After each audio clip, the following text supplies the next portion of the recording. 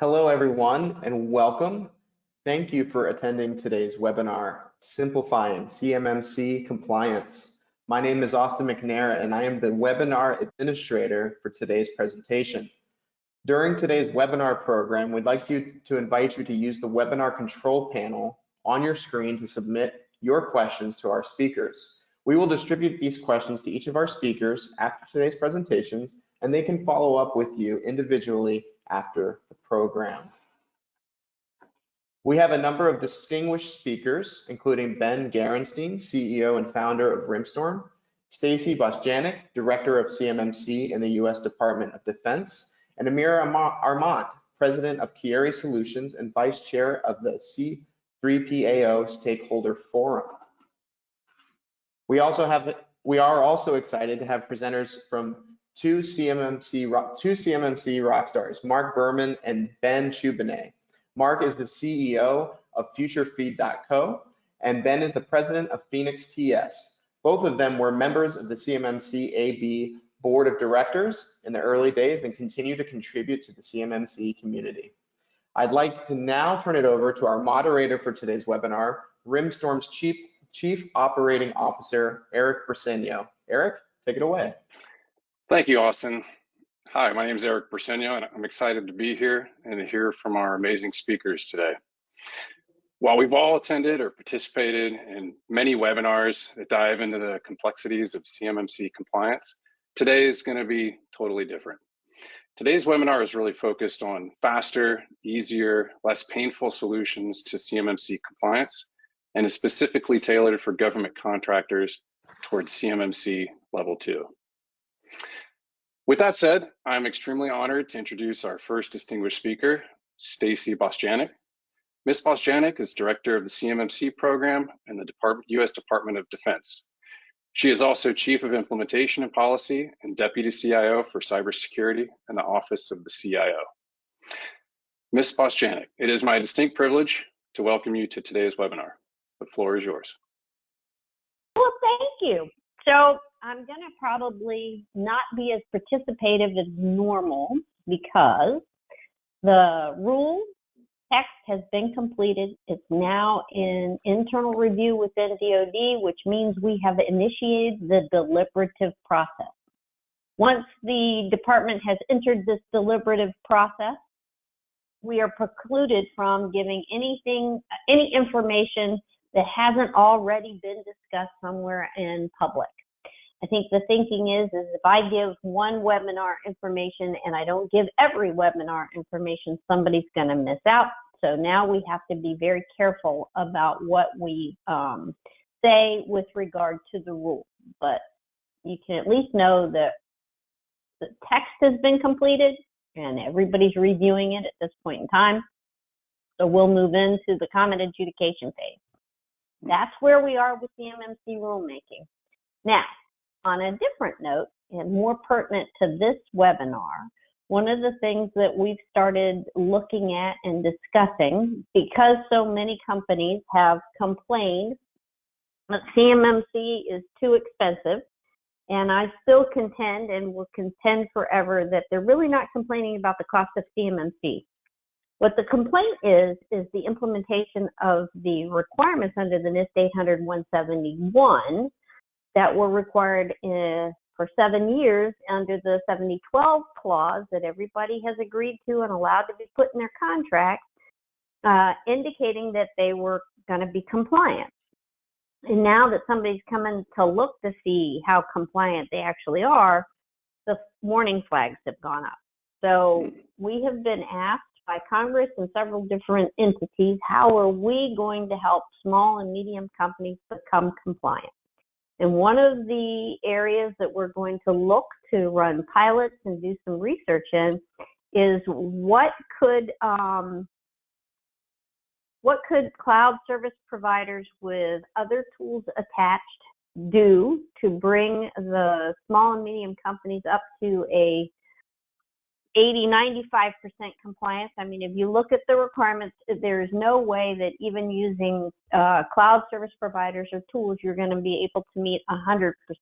The companies themselves are going to have to do some modicum of work on their own But we feel that in investigating this area, we will be able to provide and help companies figure out how to meet the vast majority of the requirements through a cloud service offering with tools on top of it. And CMMC, for that adoption level, would then become an assessment of the implementation of that tool set in their network to ensure that they had done it correctly and that all of the compliance is there and working and they are covered. And I think from that perspective, if nobody has any questions, I'll sit back and listen for a little bit. But if you have any questions, throw them out there and I'll let you know whether or not I can answer them. Thank you, Stacy, for the update. We truly appreciate you joining us today and all your efforts to safeguard our sensitive national security information. So thank you again. Our next speaker is Amira Armand. Amira is the Vice Chair of the C3PAO Stakeholder Forum, the President of Curie Solutions, and the Chief Editor of CMMCaudit.org. She is a CMMC provisional instructor and is an active speaker and blogger for cybersecurity and compliance. Amira provides consulting and training on NIST 800-171, CMMC, and secure systems architecture to clients ranging from Fortune 50 companies to small defense contractors. Amira, thank you for joining us today. Hi. Let me know if you can't hear me. Thank you, Eric. All right. So this webinar is on the topic of enclaves. And I'm not sure if everyone knows what an enclave is.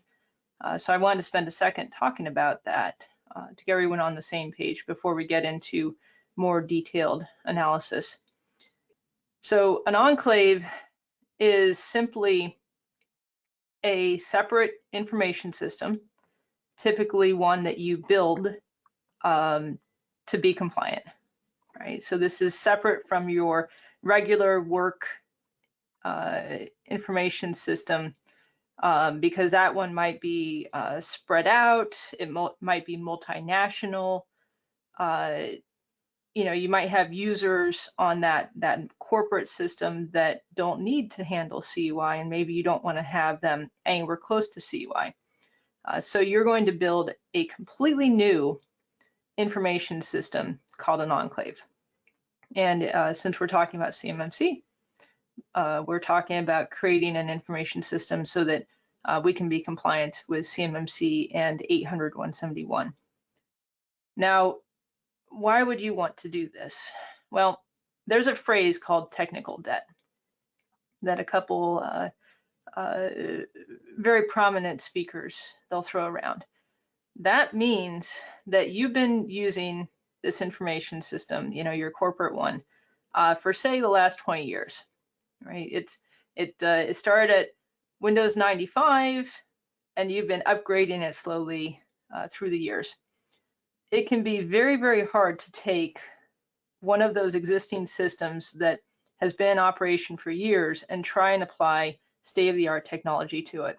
It can be outsized burden to try and be compliant with one of those systems, because what happens, and I'm sure most of you have seen this, you take your database server and you apply encryption to it, and now nobody can work because the database server crashed. So that's technical debt. And one of the reasons why you might want to look at moving to an enclave is from the IT person's perspective and from a business functionality perspective, it is often easier and safer to set up a new system and migrate your functionality to that system than it is to try and change stuff in place, right? Because if it's in place and something goes wrong, everyone's down. Whereas if you start with a new system, you can typically test it and then slowly move people to it as it's ready. Next slide, please. All right, so now for the more detailed presentation. What I'm trying to convey to you is, as you're designing your enclave or as you're evaluating enclave options, if you want to have a good experience during your CMMC assessment, because I'm an assessor, my company, Carry Solutions, we are authorized to do CMMC assessments. We want to see certain things if you're using an enclave. And that's going to tell us whether we have to assess your entire corporate information system anyways, because you did it wrong, right, which nobody wants to do, or if we can just assess that one information system that's designed to be compliant. So the first item is using a shared account directory. So most people know about Active Directory with Windows. If you use the same username and password to sign into your enclave system as well as your main corporate system, this might not be an enclave. You might not have designed it right. When we're talking about a true enclave, it needs to be very separated.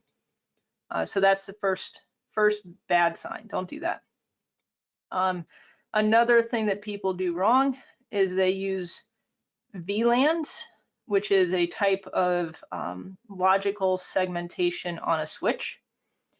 And those by themselves don't actually create an enclave. You have to put a firewall in between your corporate network and those VLAN sections. Sorry guys, this is a little bit technical. Or ideally, you have a completely separate network that's not the same, that's not connected to your corporate network at all. That's where, you know, using a vendor to provide an enclave for you can be pretty advantageous, because those aren't going to be part of your corporate network. The third item, allow by default. So that's a firewall thing. Remember, I just talked about you need to have a firewall. The firewall is the important thing. So if you have an enclave that is, you know, maybe in your facility that you're doing CUI work on, and then here's the rest of your corporate network, you need to have a firewall in between. And the firewall needs to be turned on so that it's stopping traffic from both directions by default. And then the last item for separation is whatever your physical environment is for your CUI, you need to consider that. So if, say you've got manufacturing equipment and it's managed by your enclave, make sure you're securing your manufacturing equipment as well as computers and servers that are in your enclave.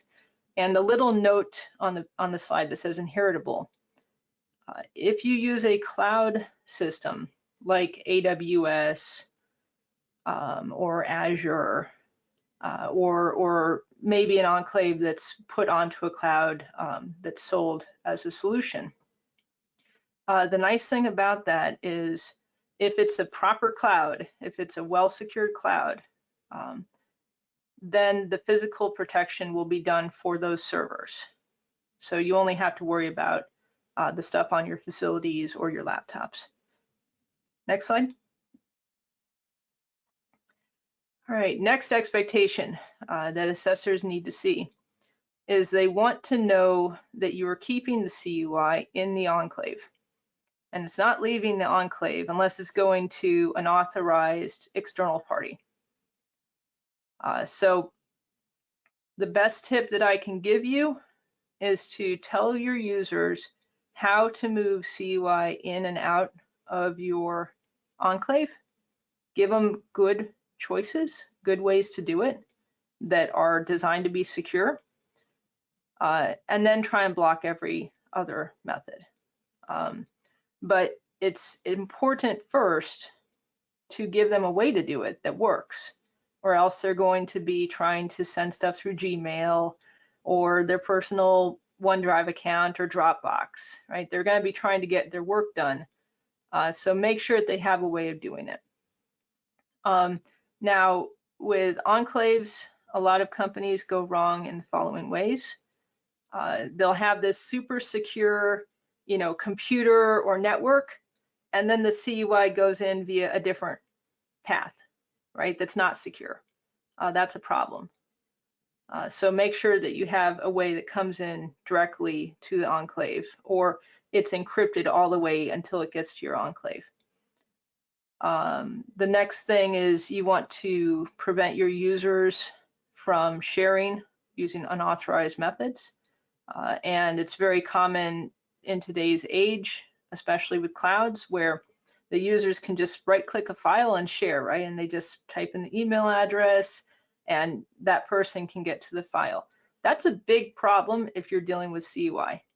You don't want that to happen. And because it's so easy with today's technology, you actually need to go through steps to stop it from happening. So try and turn off your user's ability to easily share. They should have to talk to the IT department to do new shares. And then the last thing is there's some solutions, especially ones that have been touted as solutions for CMMC, where they say, oh, you know, just use our solution. We do everything for you. And it's encrypted end to end, right? And it's amazing. You know, solve all the practices and with one application. Well, it turns out that when you use those solutions and you open the document that you were sent, it saves the CUI on your computer and it's not encrypted on your computer.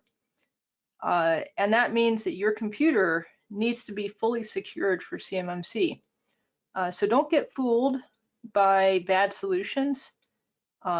Always consider that the computer that you're opening and viewing the CUI in needs to be in scope. Ready for the next slide. Okay, so virtual desktops. So we've had probably about 24 C3PAOs assessed for CMMC. To my knowledge, those are the only true CMMC assessments that have occurred yet. And they're all on assessor information systems like my company's network. And of those 24 assessments that passed, I would say about 80% of them use virtual desktops as part of their solution. So a virtual desktop is, it's basically like a Windows computer or a Mac that's in the cloud. So you use your physical computer, whatever that computer is. It might be a corporate computer, it might be a personal computer, and you start a little program up and it connects to your virtual desktop and you can see the desktop on your screen just like you're sitting at the computer. If you are going to use a virtual desktop with your Enclave, these 4 items are very, very important. That's the baseline expectation for saying that the Enclave is the Enclave and it's not your personal computer, right? It's not your corporate computer.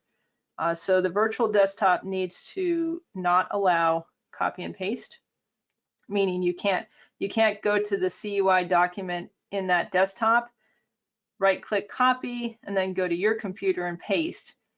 We need to prevent that from happening. No downloading files, same thing. You can't like drag files. You can't right-click and download them. For the virtual desktop to be a barrier, which keeps your personal computer from being fully accessible, we need these things. Hard drive mapping. So sometimes you can go to the My Computer screen and connect to your personal computer's hard drive and move files that way. That's no good. And then finally, you need to make sure that if the user plugs in a thumb drive, you can't connect that to the virtual desktop. We're trying to stop files from being transmitted through this session. We want to be able to see the screen, and that's it. Next screen. All right, we're almost at the end. So I just talked about if you're using virtual desktops, you're still going to have a computer in front of you. that you need to use to get to the virtual desktop. And since this is such a popular solution, let's talk about it a little bit more. So one way that companies go wrong with the enclaves and with the virtual desktops is they go, oh, I'm using a virtual desktop. The CUI is inside the virtual desktop. I don't have to do any security on this laptop that's right in front of me. And unfortunately, the DoD has said, that's not how we look at it. Okay, so we can have arguments about whether that's great or not. That's past my level of authority. The DoD has said very clearly that we expect some things.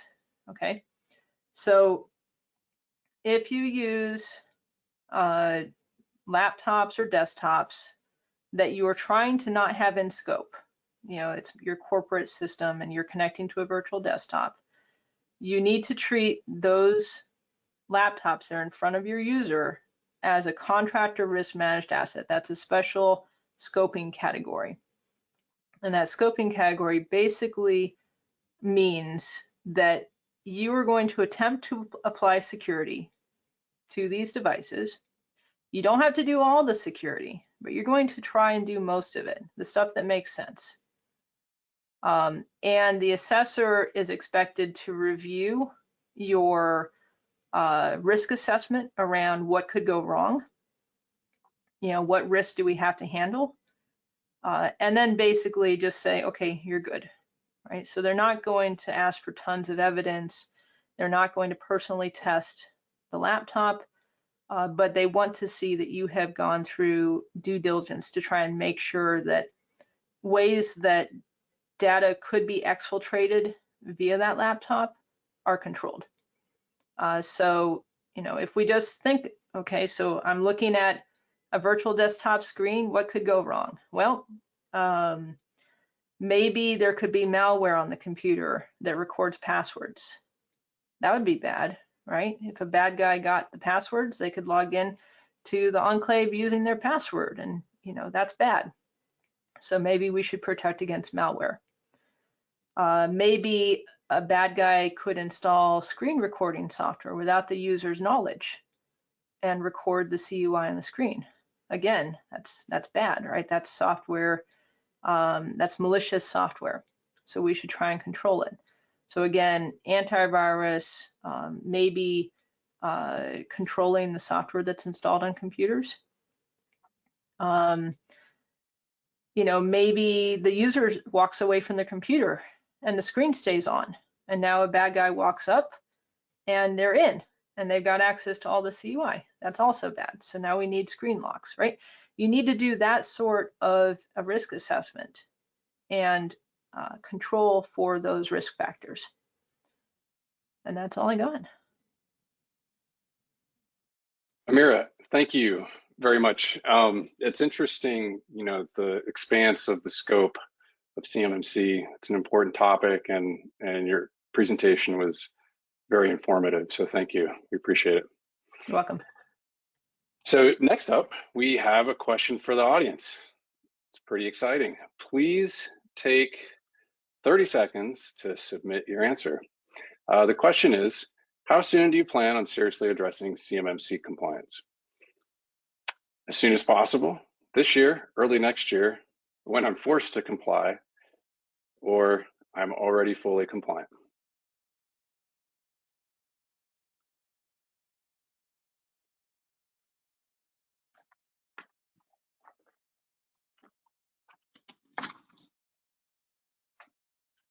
All right, Eric, we are about to close the poll. And just in case anyone was interested, the majority of our attendees today have said ASAP. They plan to address this ASAP. So that's good to hear. So I'm going to go ahead and close the poll now. If you haven't submitted your vote yet, I'm just going to give a 3, 2, 1 countdown. 3, 2, 1, and I'm going to close the poll. All right, thank you, Austin. So our next speaker is Ben Gerenstein. Mr. Gerenstein is the CEO of Rimstorm, the sponsor of the webinar, and the creator of GovCon Enclave. He has over 20 years of experience as an entrepreneur and information technology executive. He has extensive cybersecurity and IT experience and is himself a CMMC provisional assessor. He is an active member of the Northern Virginia business community, holds a BA in computer science from Colgate, as well as an MBA. Ben, take it away. Thanks, Eric, and thank you everyone for taking the time to attend our webinar today.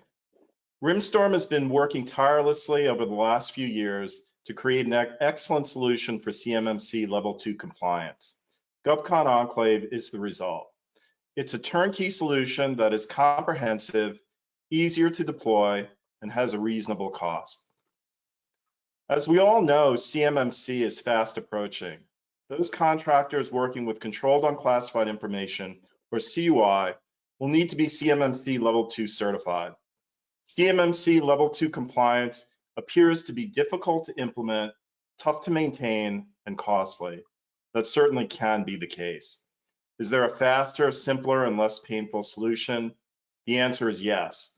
By using a comprehensive Enclave solution, such as GovCon Enclave, the goal of full compliance can be much more quickly achieved and at a reasonable cost. Unfortunately, there are numerous CMMC compliance vendors out there that appear to have complete solutions, but typically only have a few pieces of the puzzle. A key question to ask is, if I purchase and implement your solution, will I be in a position to pass the CMMC Level 2 assessment? You'll find the answer many times will be a yeah, but. They'll say, yeah, but you need a managed SIM from an MSP, or yeah, but you'll need to write all of your policies and procedures. Another question to ask is, can you address all of my CMMC needs, or will you be referring me to other vendors? A lot of times the answer will be yes, you will need to work with this other partner X on this compliance task and partner Y on another compliance task. There are also a lot of CMMC vendors that would have you believe that you need a ton of Microsoft Cloud services and licensing for CMMC Level 2. That simply is not true. If you're dealing with CUI, that's PDF files, simple Word and Excel docs, you simply don't need to run Office 365 on GCC High. You can use compatible applications and avoid all the associated licensing fees. Another key question to ask is, how many months will it take for our organization to achieve full CMMC Level 2 compliance?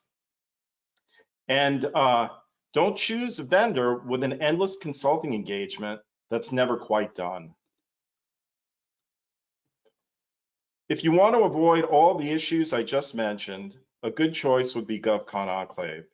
NIST's original scoping guidance for the CUI environment stated, quote, isolating CUI into its own security domain by applying architectural design concepts may be the most cost-effective and efficient approach for non-federal organizations to satisfy the security requirements and protect the confidentiality of CUI, unquote.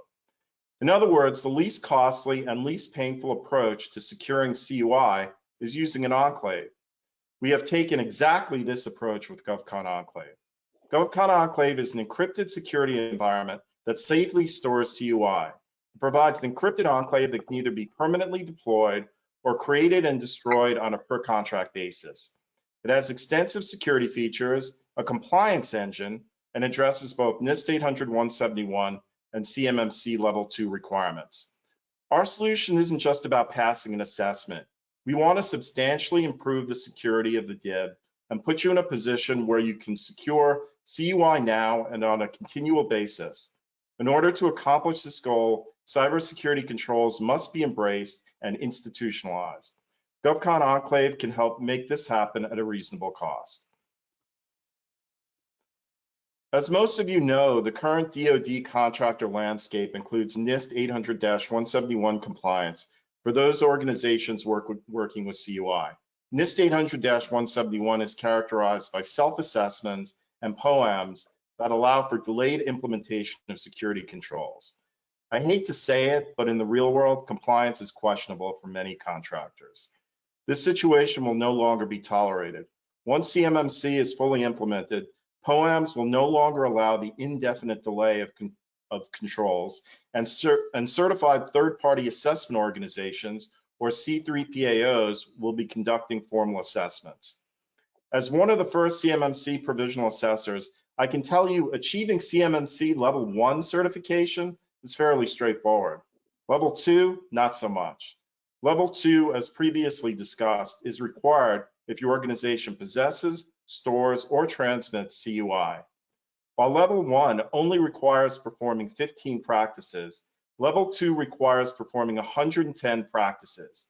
In addition, Level 2 requires detailed policies and procedures that actually need to be fully implemented. In a formal CMMC Level 2 assessment, 320 assessment objectives will be evaluated by the assessment team. It's simply not possible to wing it or implement your cybersecurity the week before and pass. So many contractors in a position where they know their NIST 800-171 compliance is questionable, and they also know they're not even close to being ready for CMMC. We have an excellent solution that supports both your current NIST 800-171 requirements and your future CMMC Level 2 requirements. It's called GovCon Enclave. Our solution is complete, including the core encrypted enclave, managed SIM with SOC services, virtual desktop environment, and compliance engine with policy and procedure templates.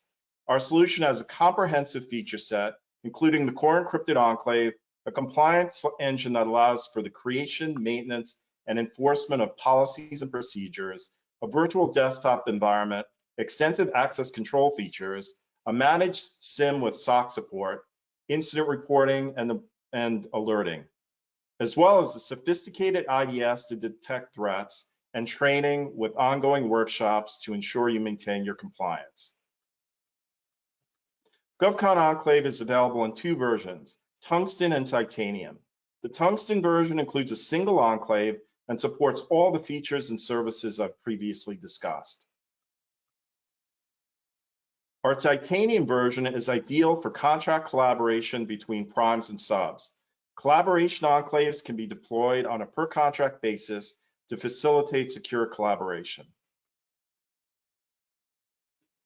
One important feature of our GovCon Enclave solution is the compliance engine. The compliance engine automates the creation and maintenance of policies and procedures to help ensure compliance with CMMC Level 2 and/or NIST 800-171. It doesn't stop there, though.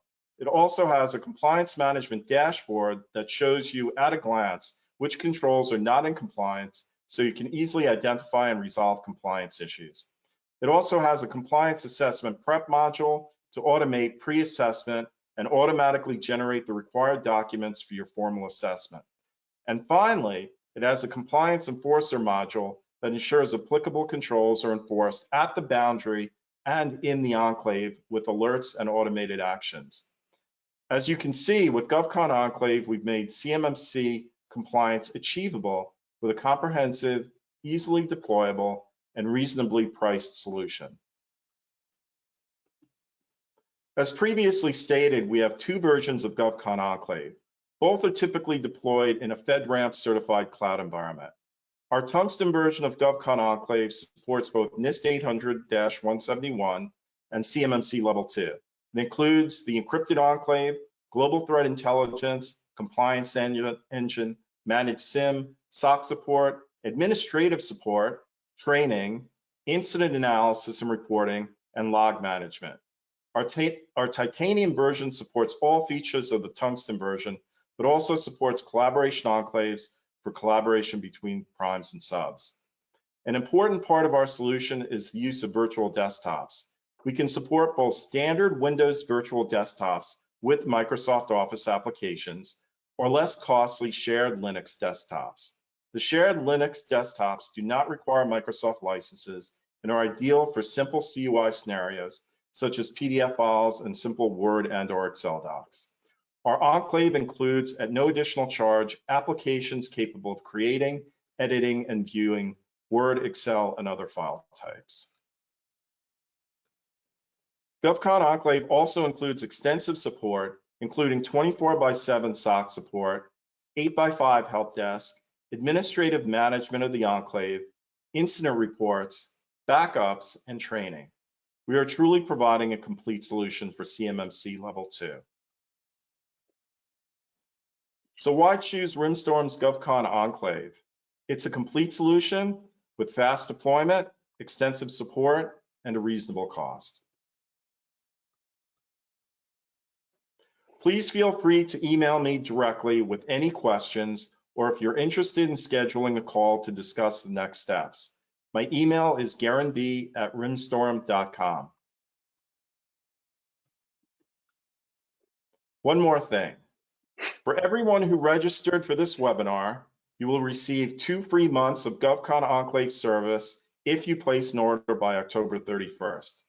This is the best promotion we've ever offered. So if you can make a decision by the end of the month, this may be helpful. Ben, thank you for that comprehensive presentation on GovCon Enclave. I may be a bit biased, but it's clearly a great solution. All right, folks, we have another question for the audience. You have 30 seconds. Do you currently or in the future need to comply with NIST 800-171 or CMMC Level 2?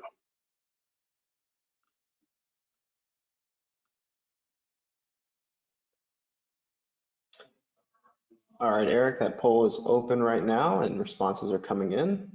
Thank you. Yes, sir. And the breakdown here, 90% yes, 10% no. So very helpful to know that. And I'm going to go ahead and close the poll now in 3, 2, 1. Thank you, everybody. Thank you, Austin. All right, next speaker, Mark Berman. He is the CEO of FutureFeed and a former member of the CMMC Board of Directors. He is also an experienced leader, CIO, and entrepreneur with a demonstrated history of working in the information services industry. He's skilled in sales, entrepreneurship, strategic planning, business development, and marketing strategy. He has an MBA from Loyola College in Maryland. Mark, you're up. Hi. Hello. Thanks very much. It's really a pleasure to be here today. And FutureFeed is a platform where you can gather all the information that you need to be able to prove your compliance. And one of the pleasures that we have in serving the DIB in this way is that we can be great observers of the activity. So we see a lot of companies that are really attacking cybersecurity in a really robust way for the first time.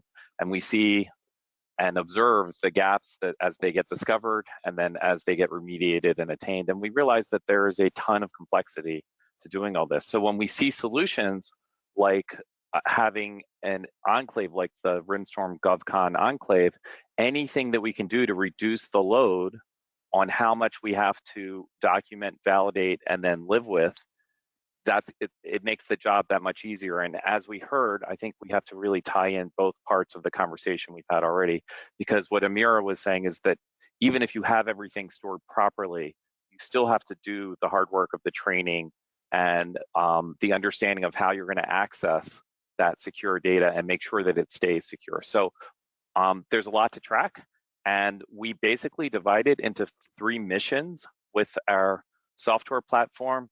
One is to attain compliance the first time, and that's where the industry is, frankly. We have 80,000 companies, roughly, that are gonna need CMMC Level 2.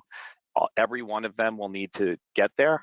And then once there, one of the issues is if you do it really quick, say you did it on a legal pad or in the back of a napkin, how do you stay there? So maintaining it when your IT and the world is changing dynamically at all times, putting your information in a place where you can get it back out and you can keep updating it with relative ease is really important. So that's our mission. You can go ahead to the next slide. So let's break it down into a few parts. So the first part, and this has nothing to do really with FutureFeed per se. So I'm just going to really speak to the mission that all of you have in front of you right now. And the first thing is attaining certification. And the first job towards attaining certification is to figure out scope. So as I think Amira was talking about, creating a new IT environment that is secured and locked down and then making that enclave your scope is going to limit the amount of time, which translates into money, that you're going to need to spend to validate that that's a secure environment. After all, it's the government's information, and what they want out of this whole exercise is to be able to know that they can trust you with, basically as citizens, to all of our information. So the first job in attaining certification is to figure out the scope. Once you have the scope, you need to make lists. However you make your list, make lists. Figure out all the tools and services you have.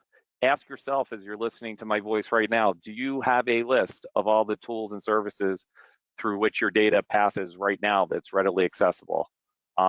So if you don't have it, you can go to work and start making that list. And second, what documents do you already have that describe how you use those tools and services and gives direction to the people, both for cybersecurity and just the general use? Once you have yourself organized like that and baked into our platform, is you then have the ability to assess and put all these pieces together with some efficiency. And you can go on to the next slide. So the most important thing, and I think we heard this, so I'm not going to spend a lot of time on this slide. I just love looking at the deer anyway, or the elk. Somebody can help me out on that. But the most important thing is to get started. It can be overwhelming. There are 110 controls, and to validate your cybersecurity properly, you have to look at the objectives of each one of those controls. If we do the math, that adds up to 320 things that we have to say yes or no to. So if we can eliminate a bunch of them, and I believe the GovCon Enclave should come in at about 65 or 70 of them, because those are the ones that you could inherit if you're storing your data elsewhere, you still have a significant number that you have to review.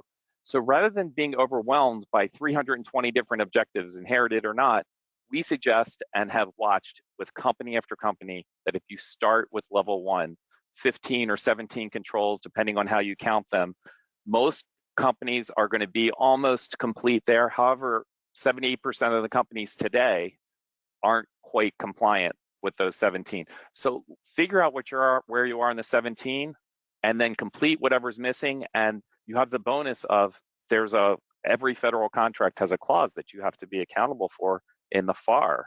And if you get to those 17 and you get it done, you can all celebrate that at least you're compliant, and then you kind of know the pattern that you'll follow for the rest of the controls. Let's go to the next slide. There's a couple of strategies that you can do aside from doing the 17 first and then following with the others, which we've seen to be successful. If you feel like you're going to have a lot of gaps because you really haven't paid, just be honest with yourself. Look in the mirror. These 110 controls, it's not going to look good on our first pass. We find that it's most successful for companies to quickly build a plan by going through those controls and seeing where you are and where you aren't, and just be honest. We developed a mode inside of our platform called Rapid Gap Mode, so you can just figure out where you are and then build a list of the to-dos. There's no point in either paying somebody to help you or spending your own time documenting everything that is inadequate, because you're going to change it anyway. So if you're in that position where you think you're going to have a lot of work to do, don't spend a lot of time documenting. Be quick. A couple, 3 days, get through all those controls and the objectives, see what you have and what is missing, make a plan. What we have observed, 4 or 5 months, maybe 6 months, until you're kind of ready to go and you think you're ready to go. Now you're going to circle back. And if you're there right now, great. You can look on the right side of the slide. We're ready to go right now. If you got there because you tried the Rapid Gap method and now you've delivered those projects, now you should sit in front of your computer and sit with your team and imagine you're the assessor. If you're organized, those assessors are going to be paid by the hour, so it's going to save money for the C3PAO coming in and inspecting you. During the assessment itself, it's best, many people will tell you it's best to avoid long rabbit hole type conversations with the assessor, because you never know where that conversation could go. So the more organized you are, not only the more efficient and less expensive the assessment will be, but the less chance that you will run into a hiccup along the way. So we have in our tool, we have a mode called validation mode, where you just kind of lay it all out, one control at a time. What do we have to live up to the requirements of the control, and who should you talk to? And if we need, and the assessors We'll often test and see if it's really true, all the things that you say. What are the sorts of things that should be tested at the organization? That's the validation mode. Let's go on to the next slide. After you're sort of done and you're ready for the assessor, what are the things that you're going to want to walk into the room with, whether it's in a tool, whether it's on spreadsheets, whether it's on the back of a piece of paper or the front of a piece of paper?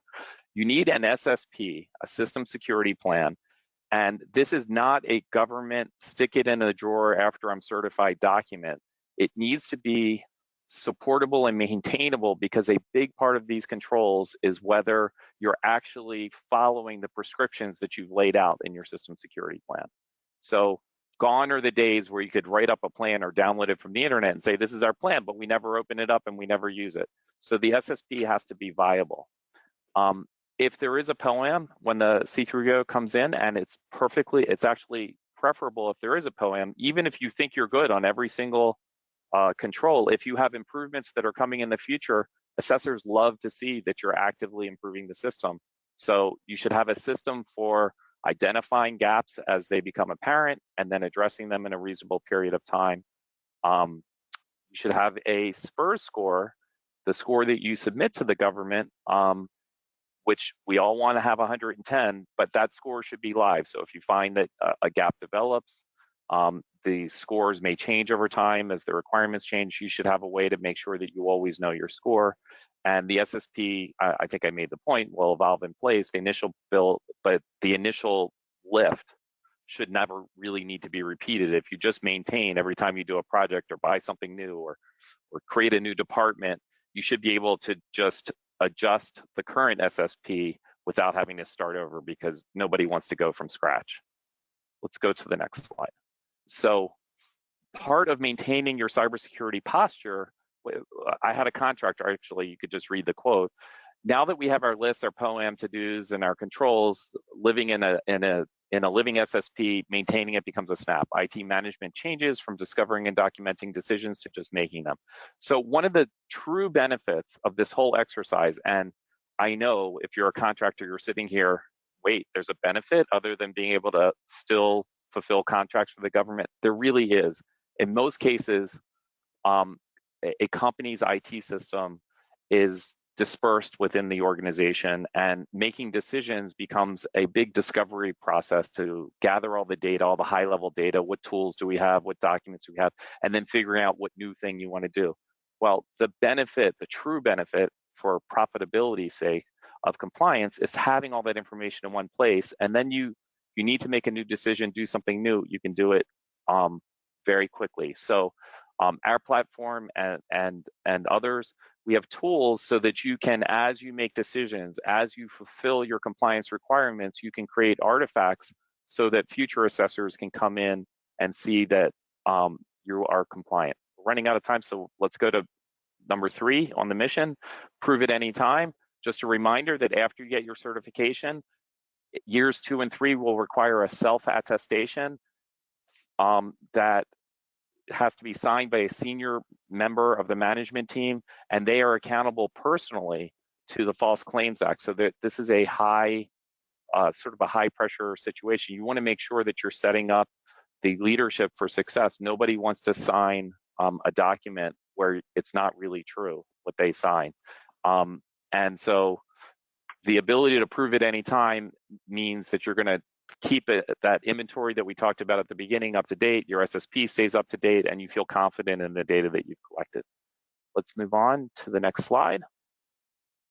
So just one little note is, if you are starting out on this process, we are going to be sponsoring a conference in San Diego, January 18th, 19th, and 20th.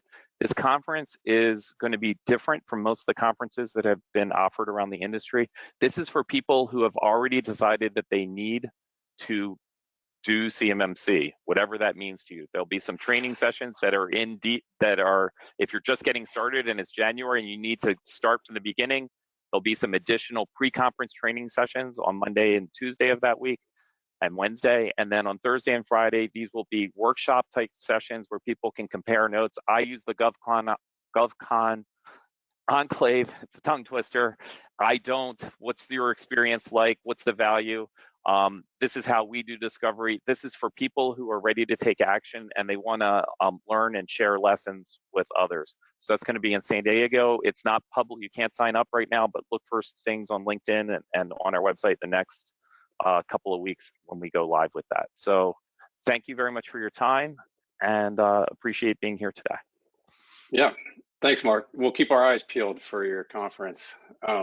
Great presentation. I can tell you like doing this. I do indeed. All right, on to our last question.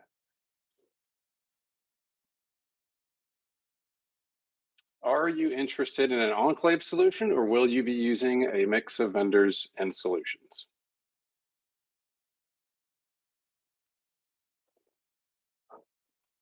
All right, Eric, I've opened that poll. I can see responses are coming in. Fantastic.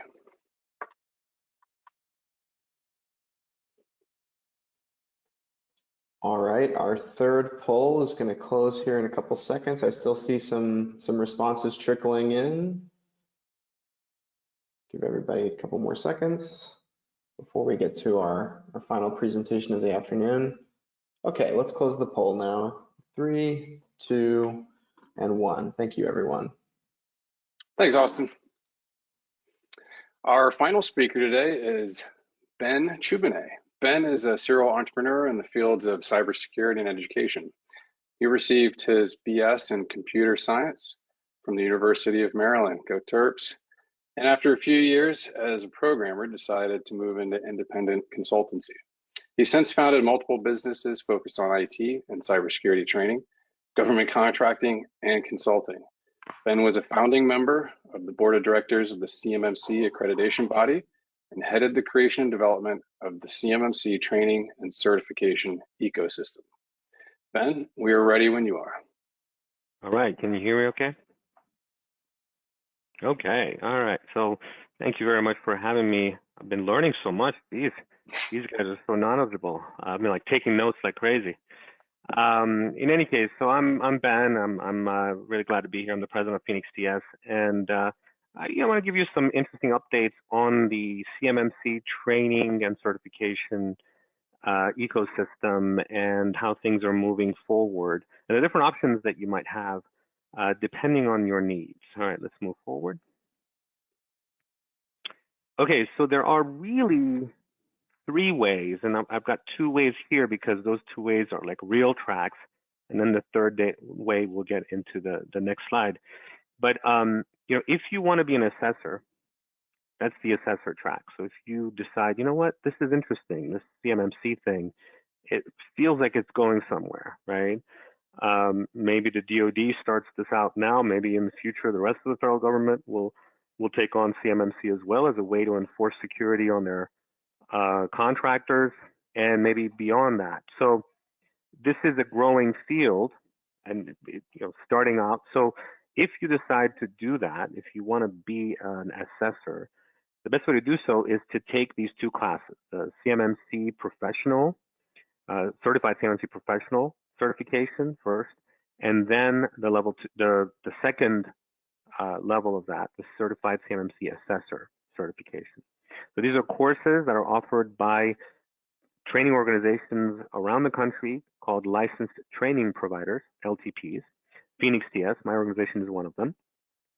So you can take classes with us or other LTPs. And we provide these training classes. The CCP classes have already started. CCA classes will most likely start in the first quarter of next year, or January, moving forward.